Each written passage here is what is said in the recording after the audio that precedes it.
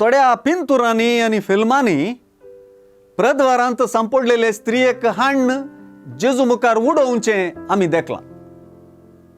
पूण सुवार्ते प्रमाणे तिका जेजू मुखार हाडून नीट उबी केली.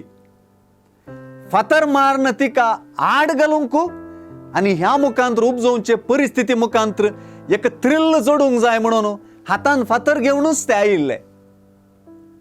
जेजून मात्र जायते पावटी बागोवचें नीट उबो रावचें, बागोवचें नीट उबो रावचें आमी देखता.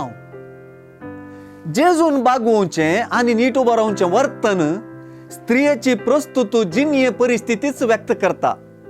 कित्याक एके रितीन पळयल्यार परिस्थिती खंयचेय घडये स्त्रियेक फातरावन आड घालची आसली, पूण येदोळ ती उबीच आसली.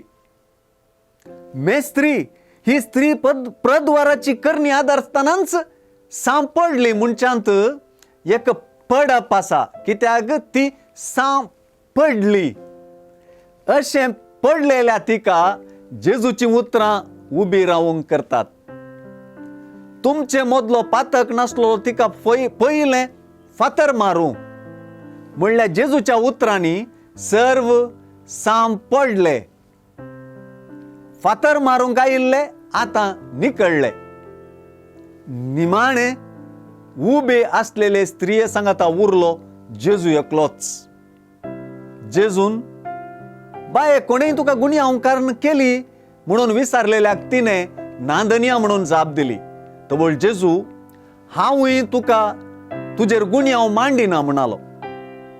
आयची सुवार्ता प्रद्वारान सांपडलेले स्त्रियेची काणी न्हय, ती नीट उबे रावलेले स्त्रियेची काणी.